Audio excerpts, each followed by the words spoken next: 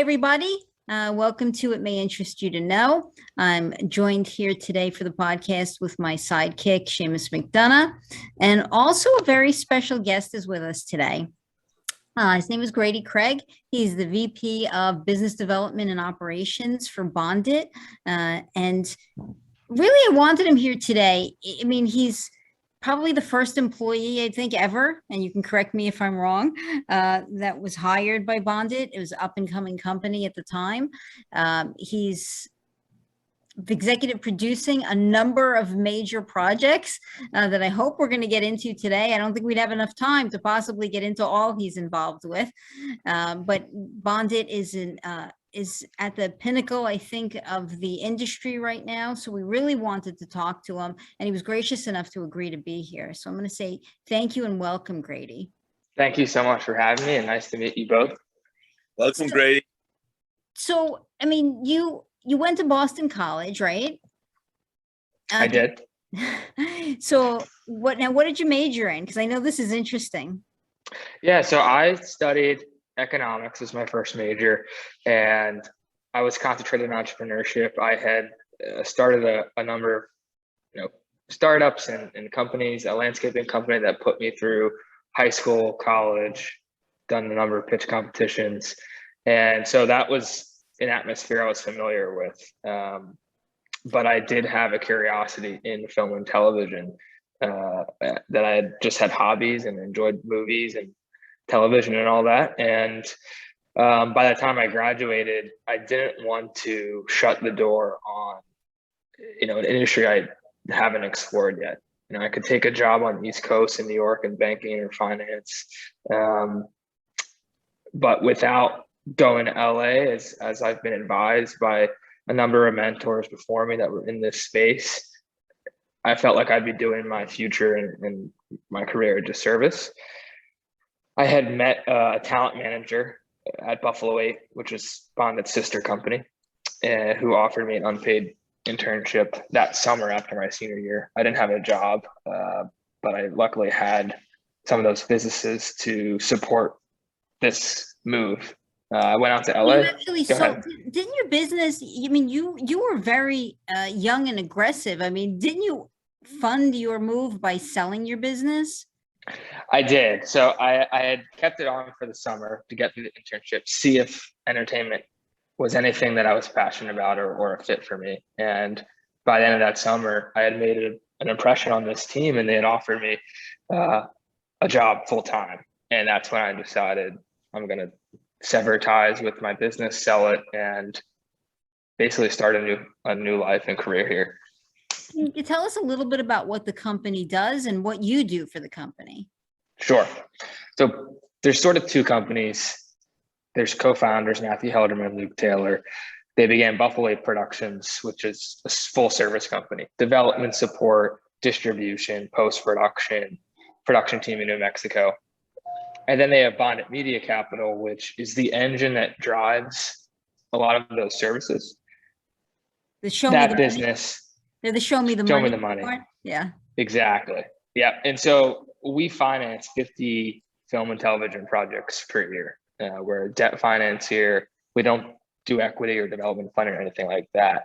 We basically come in when producers or filmmakers have a deal lined up with Lionsgate, Netflix, any distributor that says, we love this product, we love this cast, we love this genre, we're going to offer you X millions of dollars when you make this film. You still need the money to go produce it, right? And so you can come to BondIt and we'll lend you an amount less than that offer. You make the movie on that. And then when you deliver it to Lionsgate, they pay out $1 million, and that covers our loan. That's the high level summary of that space. And what's your role in turning the wheel? I am across a number of deals, new opportunities, structuring them so that there's little risk, or as little risk as possible that we can control. That can mean like using our payroll companies or producers we work with or post-production, making sure that when we finance this thing, we're going to make it through to delivery and get repaid. So right now, I mean, I read the newspaper and you're almost in it daily with the projects that you have going right now. I think the one I read about the most is the one with Luke Wilson and Bruce Willis, right? Gasoline Alley. Is that probably the hottest one right now? There's a number of ones. We do probably 5, 6 Bruce Willis projects per year. Some I don't know if you've heard of, but ones where you see like Luke Wilson and these actors that have a prominent, household reputation. They do catch a lot of news. So Could I? I'm sorry. Oh. Go ahead. Go ahead, Shannon. So, are you a filmmaker also? Or is it just the finance part of it? I consider myself a producer. My strengths being I can connect dots with the right people and places, find opportunities, and it goes back to my background in entrepreneurship and business. Just being able to bring a team around something that you want to make. Basically, without the producer, nothing's going to happen anyway. So, because I went to film school myself and found that my boxing career, but. And when I went to film school, it absolutely fascinated me. I can see why you're in this business. It absolutely it still fascinates me. And it's so interesting and revealing. And it's my good friend Joe Estevez, I always mention Joe, said it's the #1 medium to carry a message. And was there anything you were really passionate about that you wanted to produce in film or to display to the world? In terms of storytelling, there will be a time when there is a project I really want to get behind because I care about its message, its mission, the team. Right now, in the past couple of years, it's really me building a track record and understanding of how do you win in this space? How do you set up projects that actually get made, make their money back, and build a reputation behind me that I can do that? And I think down the line, more people will see that. I'll attract probably stronger projects along with this company that continues to grow. And I do see myself either developing a project on my own that I care about or teaming up with the true creatives. Beautiful, beautiful. I have to say my quick joke here. You see, they're doing a E.T. I missed that. They're doing a sequel to E.T. Really? ETC. I've heard that one before. I haven't. Thanks, Seamus. So, I mean, are you on set a lot while these projects are being filmed? Not too often, only because we finance so many projects that are shooting everywhere. It's not often that they're in LA, but the ones that I'm across the most, I'll head to. So New Mexico, Hawaii. I think each team member here who helps structure a deal is more, more in the weeds with the production, and they'll go to the sets wherever they're shooting. But I probably visit set 2 to 3 times per year. So tell us, have you been to the Bruce Willis, Luke Wilson one yet? I haven't been to that one in Georgia, but I have seen some footage. There's actually an accident that they set up these explosions for this big structure for this action sequence. And we got the call that they might have used too many, bombs or C4 or whatever the detonation device was, and totally destroyed the building next to it and some cars below the building. Yeah, that's an interesting call to get. So what's your most memorable moment of being on any set that you've been on? Like what set have you been on and like really had a moment stick with you? I was on this movie, this is horror comedy called Slayers. I was shooting in New Mexico. Malin Ackerman, Thomas Jane, Abigail Breslin. I think for me, that was the first project that it came to me in the script stage with the director attached. And we had spent a number of months actually developing it for what buyers, distributors, sales agents wanted. And in a number of months, packaged that cast got it greenlit, had my company finance it, and being on set for the first time, it's sitting in this seat where we are. It's not often that we actually see how our money is being used in real time. We trust the producers to handle the production, but being there and seeing how much actually goes into creating a film and imploring the vision beyond the script. I think the entire experience was just fascinating to see. Sure. Yeah. I would think, and now that's something you said came to you from script. So you're doing some development yourself. I'd say 80% of my time is spent at BondIt in the portfolio here. 20% is serving as the role of an executive producer. Given the number of relationships that my company has and that I have being in this space with agents, managers, directors, producers, buyers, if something does come across that seems like a slam dunk in terms of genre, team, budget, I have to be pretty selective with those projects, but I can definitely allocate time and resources to developing it, packaging it, pitching it, and effectively greenlighting it. What's the toughest job of the whole production, right? I mean, is getting to be the original producer and to pull it all together is not easy. There's a lot of legwork to be done. And you'll see on any number of films, there's not just one executive producer. There can be, up to 20, 30 sometimes, with everybody playing an active role. Yeah, and you wear a lot of hats. You do. Mine's specifically mainly in like packaging, financing, structuring. But there's certainly others that invest equity or have cast relationships or are on the ground, as you alluded to, managing the actual production and schedule. Your company has Clerks 2 coming up, right? Are they involved? And I know that because it's filming in New Jersey here, so I heard about it. Clerks 3. Clerks 3. Oh, yeah. So Clerks 3. Yeah. I stand corrected. No, all good. Yeah, we financed that project. Some of the team was down in New York on set. We're huge fans of Kevin Smith, and we had actually tried to get on the project, the reboot of Jay and Silent Bob a few years back, and it didn't work out, and we were hugely disappointed that we couldn't be involved. But Clerks 3 was our second wind at working with that creative team.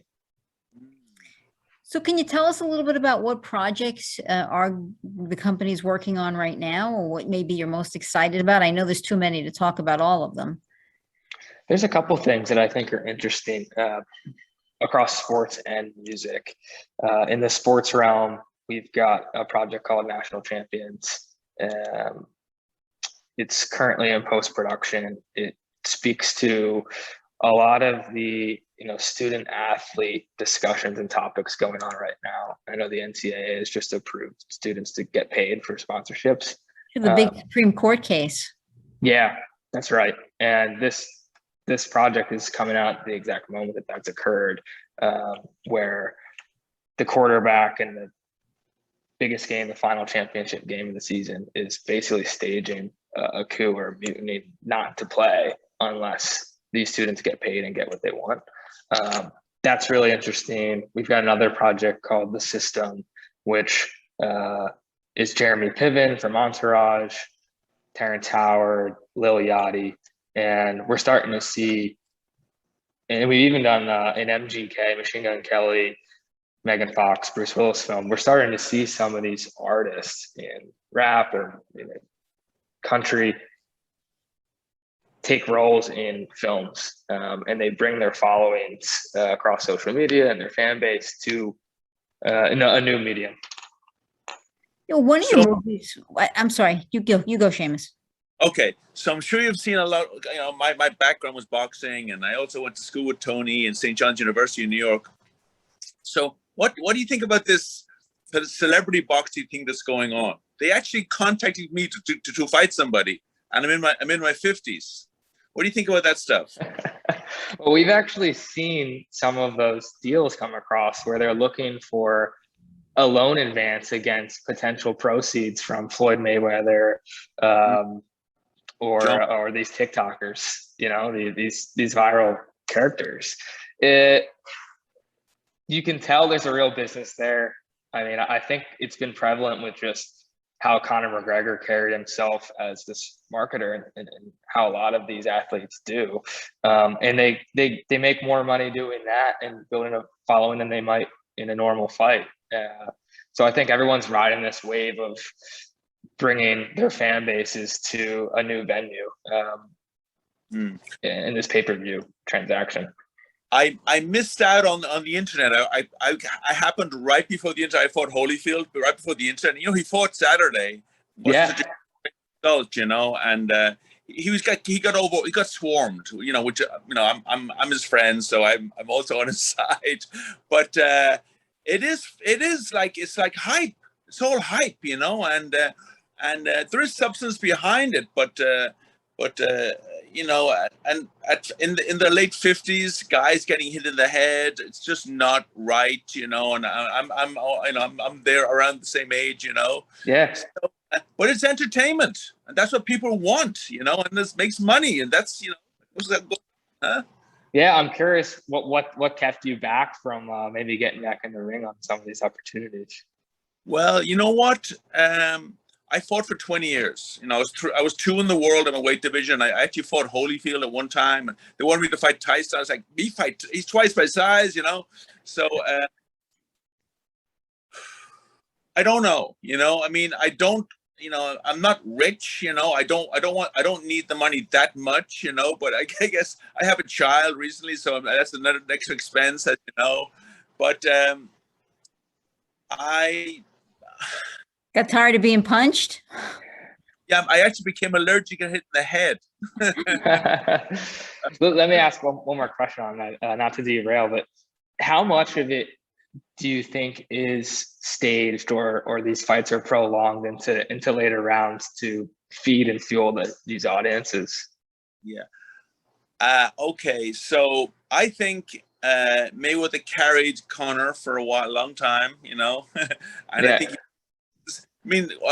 Jake Paul was, Jake Paul? Yeah, was the big, so much bigger than him. It would be hard for him to knock him.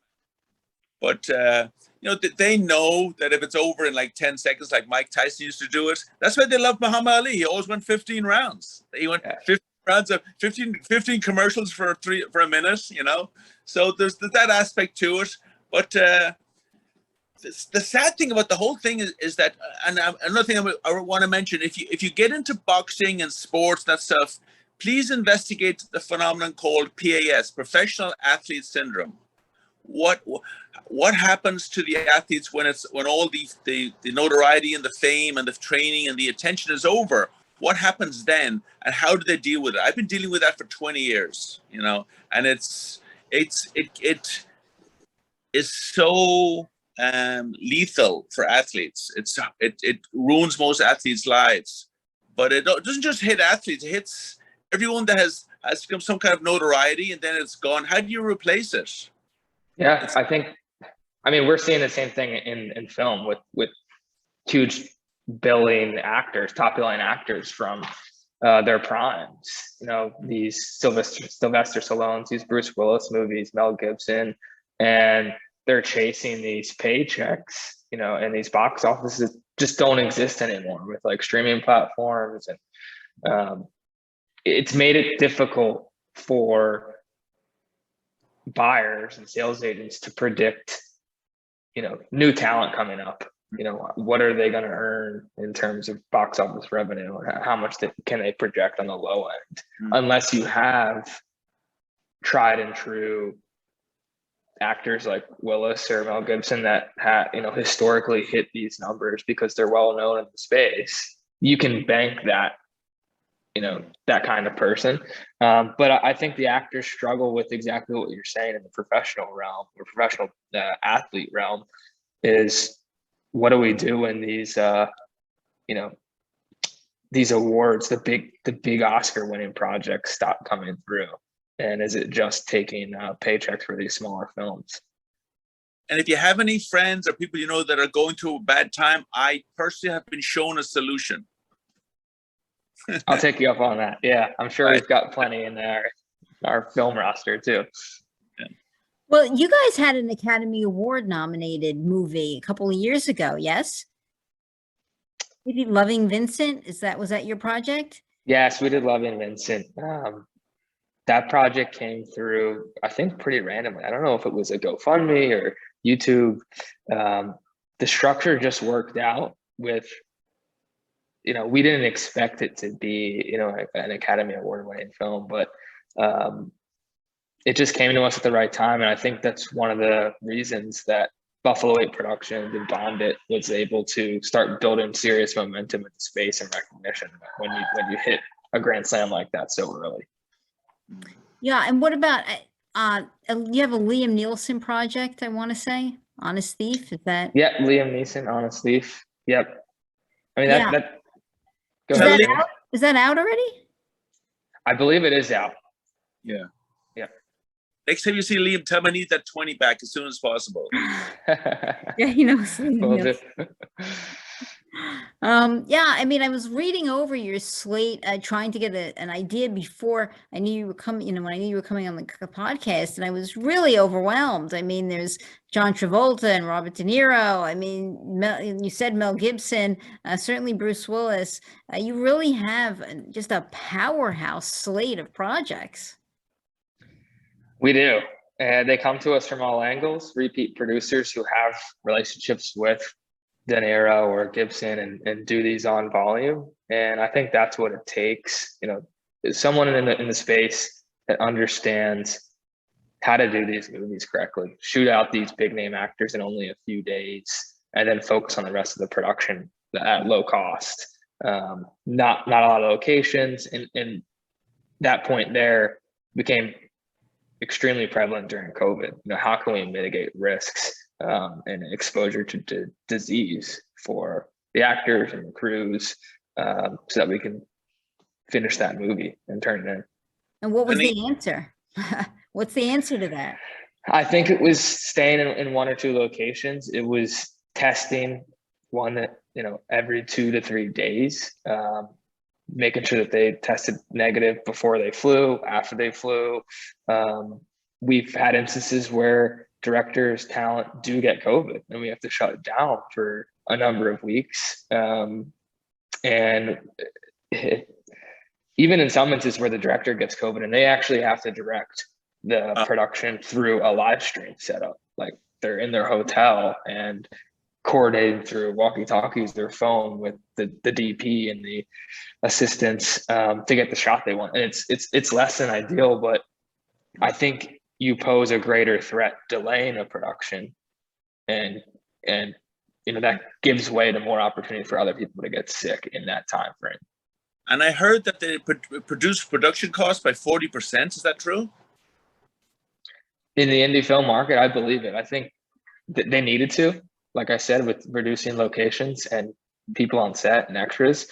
But there's other areas of that budget that went up, including COVID testing and health and safety protocols and all that. What is the impact you think COVID's had on distribution?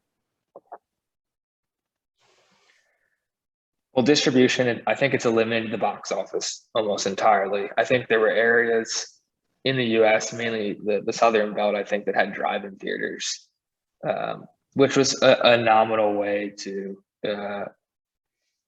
garner extra proceeds. But it's gone straight to streaming platforms and TVOD platforms and AVOD platforms, where you can watch new content from the comfort of your home and not expose yourself to those risks. That's, it's forced the budgets to come down, 40% or whatever the number is, because that's what the buying that's what the top amount you're going to expect is when you go to direct to a streamer, when you stripped out theatrical from the equation. Yeah. Well, yeah. I mean, there's always going to be a market, though, right? Even though it's kind of reinventing themselves, people love and need entertainment in their lives, right? They need that distraction. So whether you're a reader and you need a book, or you love the film industry and you want to watch a movie, there'll always be a market for it. So I guess it'll always find a way to get out. Definitely. I think the other component of that is how much demand there was for that content when you're staying at home. That the subscribers increased across Netflix, Amazon, HBO. That subscription increase gives them more buying power to purchase more content. And so we've seen a record number in projects we're financing per year because of how much the distributors are telling us that they want ABC films made ASAP. And so we just had to get comfortable with COVID and those type of risks to take advantage of the space that banks and other high net worth investors couldn't get comfortable. Now, most of the projects you appear to be working on are, major projects. Do you have any, I guess Seamus alluded to it early on. Do you have any passionate project that's like the little engine that could, something where maybe someone's not famous, but it's just stolen your heart away and you're trying to get it done? I think there's a couple of those that some of our team can't really shake loose because it's just something we care about and want to see make it through. I mean, we do see them, I think, weekly, and unfortunately we just have to pass on most of them. But there's a couple series that are pretty close to my heart in the nonprofit space, in music, that I want to see succeed. And I can't speak to them yet just because we're still in the packaging phase and bringing in directors and talent that want to be a part of it. Those projects still exist. It's just a longer time frame, I think, till you see those get made. You're spending a lot of time sifting through or taking pitches? Yeah, I'd say we probably see 500 to 1,000 projects per month across our company. Wow. And 99% of them don't have the security or collateral we need to finance, but it does give you the opportunity to see some really interesting things that you want to executive produce, you want to help get made in one way or another. And that's sort of the advantage of the show me the money aspect of this. Sure. And how do your companies work together, your sister company?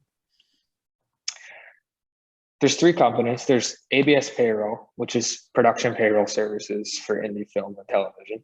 The production side at Buffalo 8 is, ancillary support, post-production, production in New Mexico, development and distribution. And then BondIt as a financier.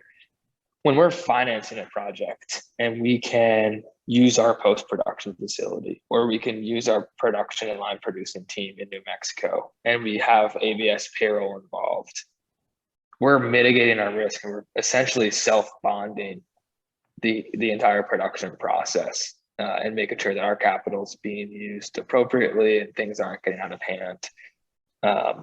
And so for us, that's great. It allows us to offer cheaper capital to the producers, I think cheaper discounts across some of those services. And it's seamless for the producers because it's a lot of the things that they need for any production all in one location. Are they looking for another boxing movie? They are. I probably see a couple boxing movies per month as well. I think there's 3 that I saw in the last 3 weeks. And it's just figuring out which actors can play those roles that you haven't seen, but are the creative fit. But maybe you can give a cameo role to like these Sylvester Stallones that will give distributors some confidence. I'm an investor in Beverly Hills about 2 years ago. We talked for half an hour. I didn't even mention that I'm an actor, that I make film. I don't know. I'm not a good promoter. Oh my gosh. Well, I'd love to hear what kind of projects you have. Or I'm sure you've got a number of ideas or friends in your field that have either docs or features or scripted stuff that they want to work on. Okay, thank you. Well, John was here not that long ago. John Duddy and Seamus are super good friends. He's blowing up, really. He's in A Bend in the River now. So they work very well together. I know Seamus and John have done some stuff together. Well, the So now let me talk just one little bit about creativity. because that's the thing I enjoy the most. I think about doing the podcast, kind of picking the brain of people, who are in the creative world. What's the most creative control you have over these projects? Or how much creative control? Maybe that's a better way of putting it. We certainly have some sway if we're fully funding these projects. But we also don't want to get in the way of the story. There's a balance, I think, that we need to be wary of, and that's how can we control this thing so that it makes sense in terms of like logistics and cost, but also give way to the director or the writer's vision. Things that we tend to stay away from in terms of interfering with the creative. We need to approve the director, but we ultimately trust if they're on board this project that they can handle it. We really look at the producers, the line producers, the editors. Can they edit the raw footage into a delivered assembly that a distributor wants? We give notes on every script, and we'll take the feedback we're getting from buyers for what audiences want and what they don't want, and instill that into maybe scenes of the script. But we're not overhauling from the ground up any of these projects. Is that something that you see yourself one day writing in any capacity, like writing a script of your own? I mean, do you have that creative drive, or are you really happy in the zone you're in? I do. I'm a really slow writer and a really slow reader. I think at some point I'll have the motivation to do that. I think I'd be doing myself a disservice by building this career and building these connections in the space and not ever, like I said, giving something like that a try. And I'm sure by now you have a lot of great stories to tell with your experience. Yeah, as long as I'm not stealing them from the number of projects we've seen, it'll be tough for me to come up with something original. I think living life is the best way, right? You live your life, you come into contact with people. And I did a lot of 30 years practicing law. I did a lot of divorce work, and I used to say, you just can't make that stuff up. And living life just exposes you to, seeing that kind of stuff. And I think it makes you all the better storyteller. I'm sure there's comedies and dramas and horrors that you can develop from any of those experiences you've had. Oh, yeah. Yeah. And there are just those moments where you say, yep, nobody would imagine that would really happen. But nonetheless, it did. Amazing. Well, we're out of time. I do hope you'll be willing to come back and talk to us as you develop additional projects, and as things are coming out. You'd be willing to come back and talk to us some more. Of course, definitely. I'd love to. Okay, Grady, and as it's everybody, don't hurt nobody. I'll take that advice. Nice to meet you, Seamus, and nice to meet you, Tony. Likewise. So we're going to say goodbye from everybody here at It May Interest You to Know. Bye.